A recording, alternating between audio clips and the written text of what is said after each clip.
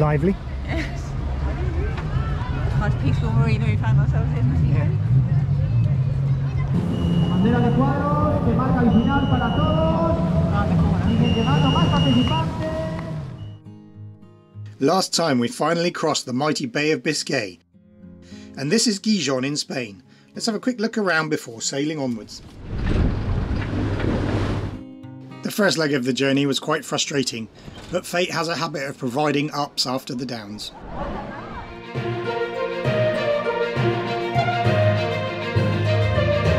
This is Intrepid Bear, a 40-foot sailboat off to explore the world with her crew Ian and Kate.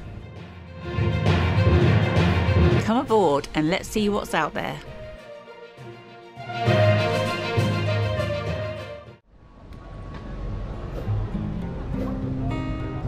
We spent around 4 nights in Gijon Marina, most of it just relaxing after the passage, but we did get out and explore the town. Looks like a pile of Kate's empties.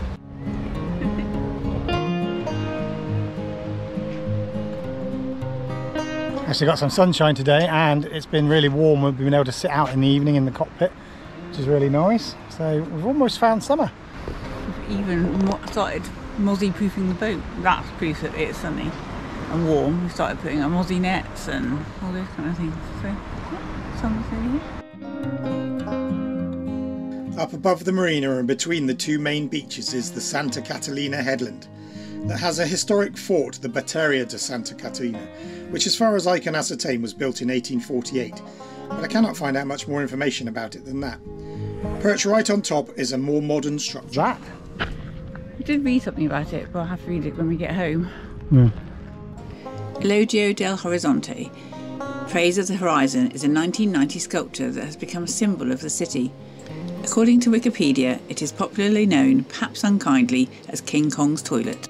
And down the other side of the hill is what I would call the main tourist beach.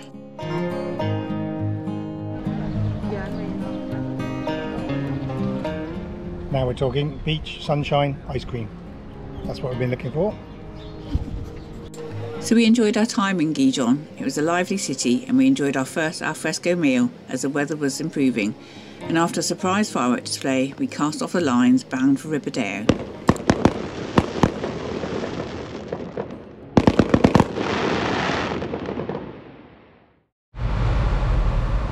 So good morning, we've pushed off from Gijon, heading for Liveaboard. We left at 6 o'clock this morning, it was too dark to film anything really. We're making about 6.5 knots, we've got engines and sails at the moment. It's really a bit sloppy out here, there's swell coming in from the northwest, winds northeast, and it's all just a bit flippy floppy with not enough wind to push through the swell at the moment. So we've got a little bit of engine just to help us push through that swell. We're doing 6 knots with very gentle engine, so that's good. We're just coming round Cabo Panas. I don't know how you say that, but you have to be careful how you say it. Cape Panas, and then we turn down to Liveaboard. Hopefully that'll give us a better angle on these sloppy waves. I'll try and show you, but as I've said so many times before, it'll probably just look like a flat sea to you and you'll think we're a bunch of wimps.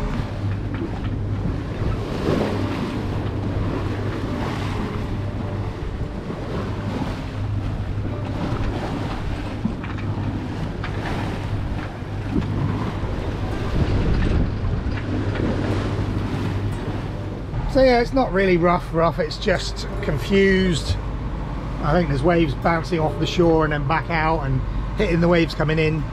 So it's just a bit flippy floppy, and so we're going into the chop at the moment. We're hopeful that once we round the cape and head down towards Liveaboard, we turn more to the west, it will settle down a little bit. We shall see.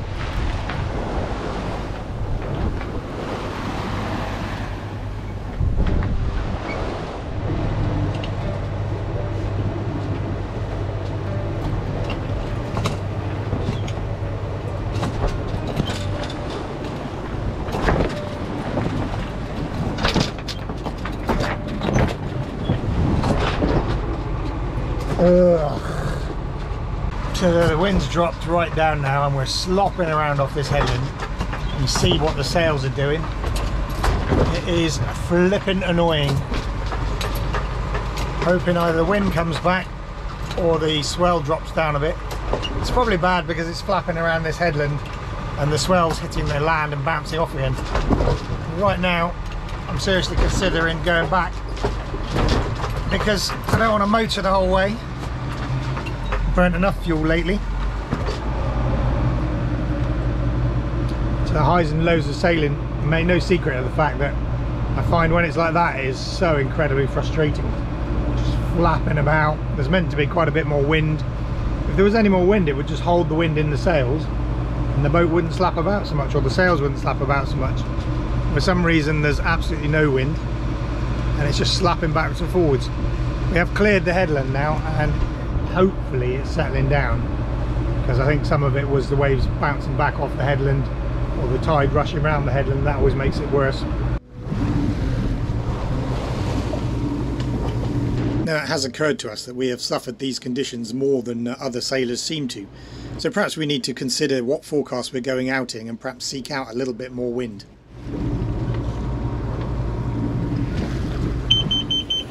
And then this happened.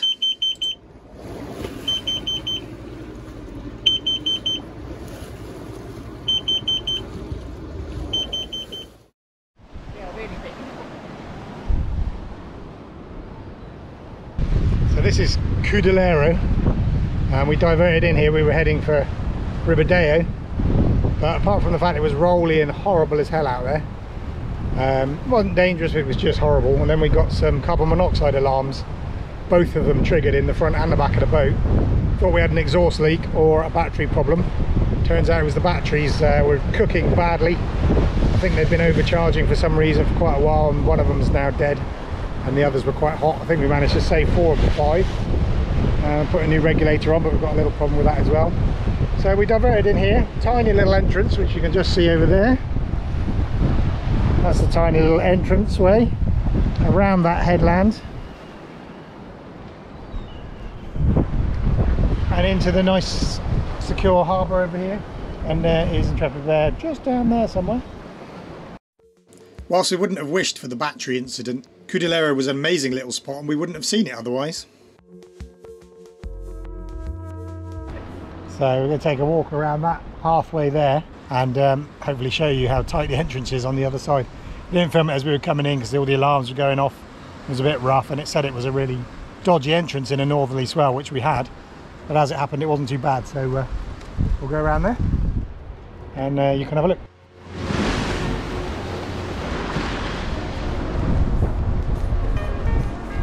So there's the entrance behind me. So you come in where I've just shown you, down there and around the corner. You can't see it till you're virtually here. You just have to trust the chart that there is an entrance there, and then it opens up in front of you. It's quite impressive, but also quite daunting as you're coming in. We didn't plan on coming to Cudillero and only spent a couple of nights, but once we had done all that we could on the battery, we discovered a lively, picturesque little town. Fortune favours what?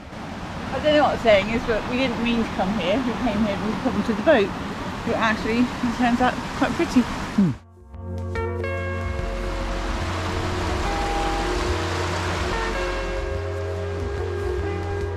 The first thing we discovered right by the harbour was this fascinating tunnel.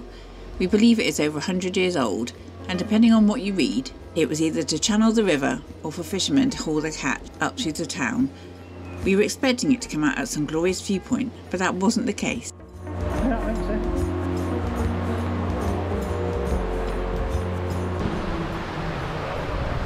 No idea where we popped out, but it's in a populated area. It turns out we were simply at the top of the village, which made a great starting point to wander down through.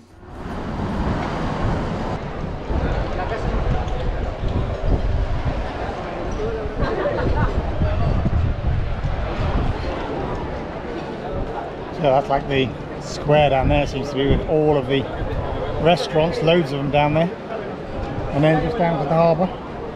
So basically we've done a big circle up through that tunnel, back down through the village, and back down to the harbour. Although, yeah, then we're going to look at, see how we get up to the lookout up there.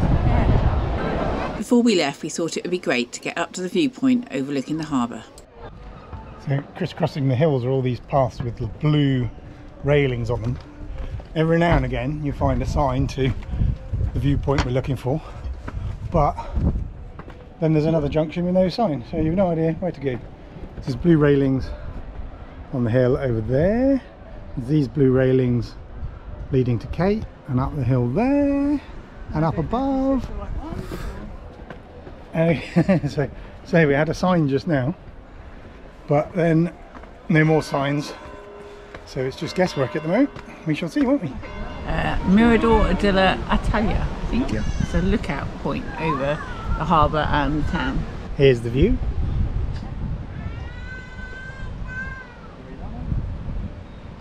There's the boat down there. So that tunnel we went through goes from over there through the hill to those buildings over there.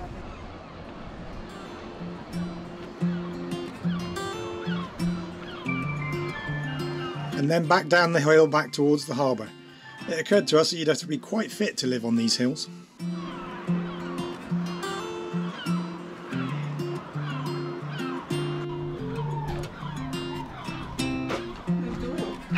I know.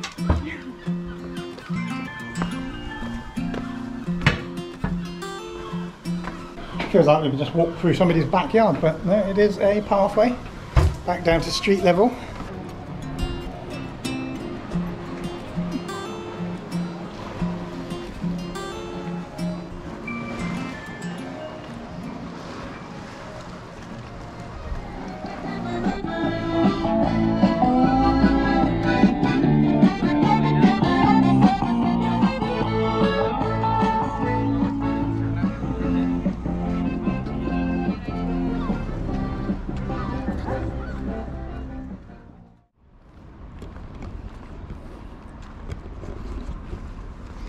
Hell of a sea wall, because over the other side of there the Atlantic comes barrelling in, and I imagine in a winter storm it'd be pretty intense. There's signs along here saying we shouldn't be here if it's rough weather, with pictures of waves coming over the top. And it's a pretty solid wall, so hopefully it would survive a storm, but you never know. You see some real big harbours getting battered. There must be some amazing sights here in the middle of a massive storm. As it happens, I found this footage online, reproduced by kind permission of Hotel Casa Vieja del Sastre, showing huge waves at Cudillero in 2014. You can see a 200 metre stretch of the wall where we were walking has been destroyed. The hotel who filmed this informed me that these type of waves created without massive winds is called a galerna.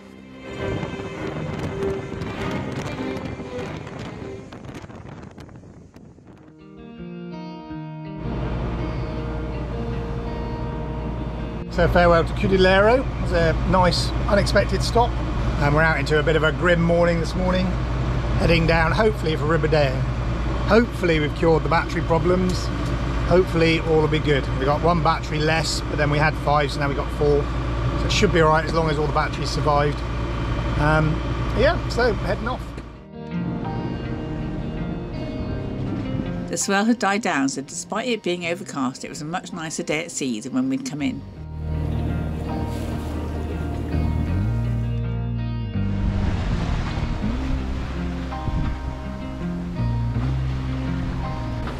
Yeah, so we're actually sailing the first time in, feels like forever, and we're doing 6, nearly 7 knots sometimes. We've got wind pretty much behind us, so we've got pulled out wing on wing. So we've got the main out one side, out the port side, and the Genoa is out the starboard side on a pole, stop it firming back on itself and collapsing when we roll. So the sails out either side. Wings. Like wings? Like what?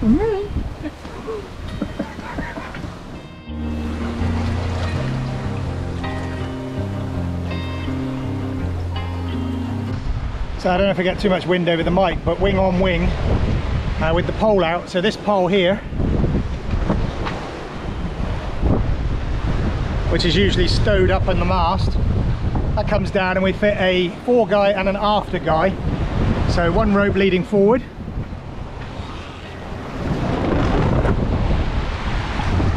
stops it swinging too far back. One rope leading aft. That one. Down to cleat there, stops it swinging too far forward. Then the topping lift. That holds the pole up. So this rope, that's just the lazy sheet, so the sheet that's not being used for the genoa, and then the genoa sheet itself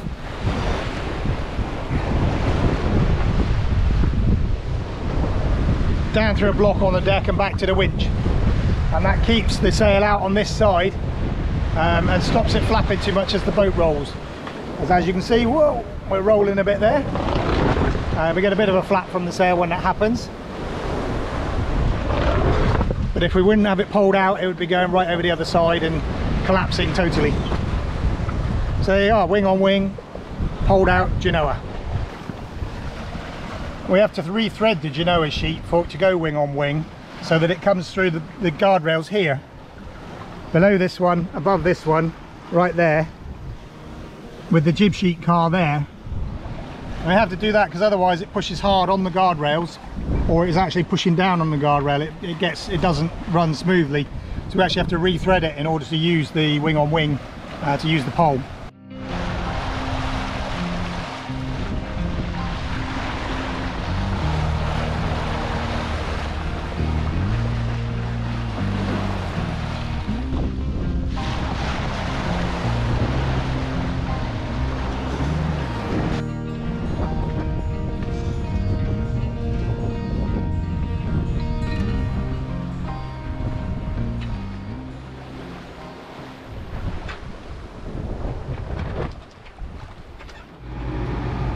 So final approach into Ribadeo. There's a bridge down here we've got to go under, so that'll be interesting.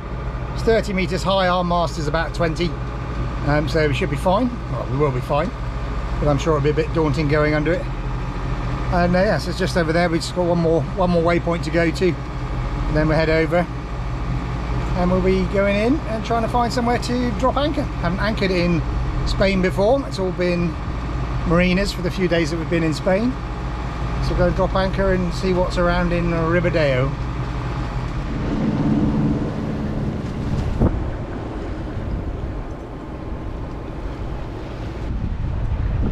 Will she fit? Get up. Oh my god! It's fine. It's clear, but it just from this angle. I know. Respect. This was our first time putting Intrepid Bear under a bridge. No lighting.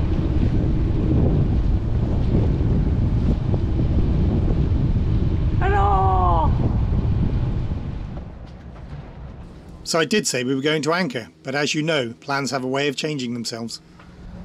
So we're in a marina. It all got a bit hectic down there. We went down the river to the anchorage as shown. No other boats anchored there at all.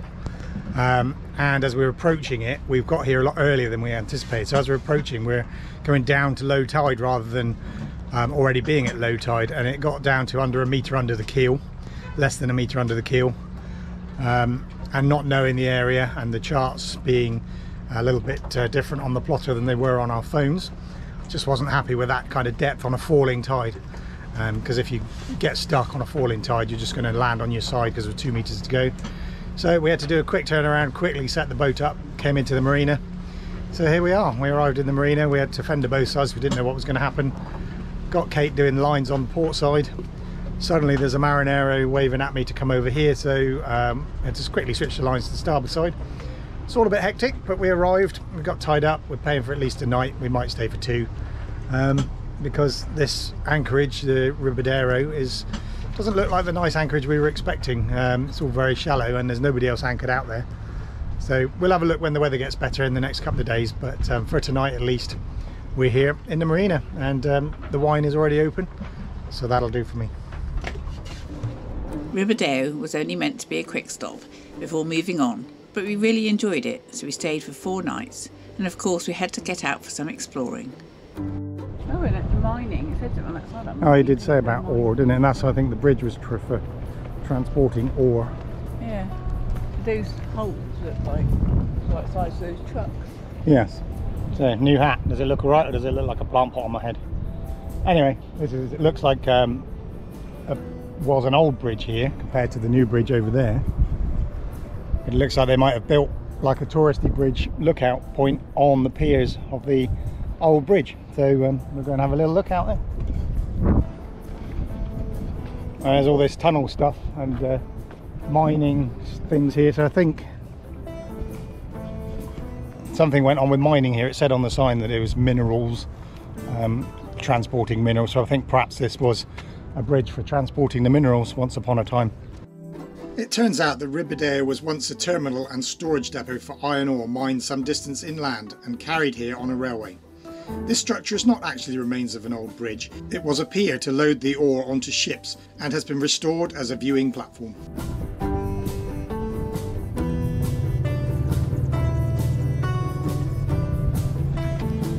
It looks like a sundial, but as best as we can make out, this is 11. And it says it's 11:15. It's actually 1:45, so maybe it's set to GMT. Can't imagine the Spanish setting their sundial to British time, but you know, who knows. We decided to hike out to a nearby lighthouse. We passed several other historical sites on the way, but the thing we're learning fast is that we can't explore everything.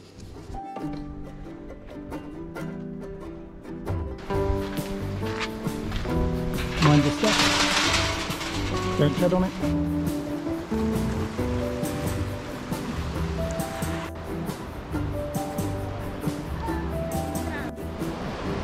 Out by the lighthouse, El Faro, on the island here. A stunning coastline all around.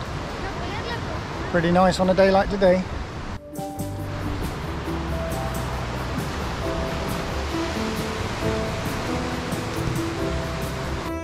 And check this bay out.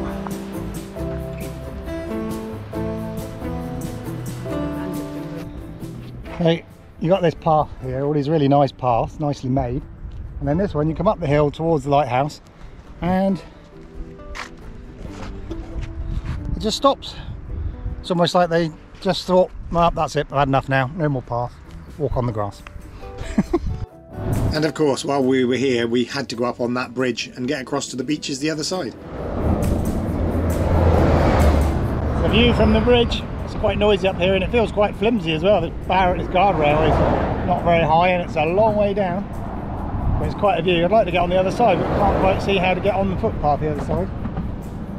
But yeah, quite impressive. I found the other side of the bridge that looks down into the river, the Ria, and see the boat down there, down in the marina. Yeah, that'll do.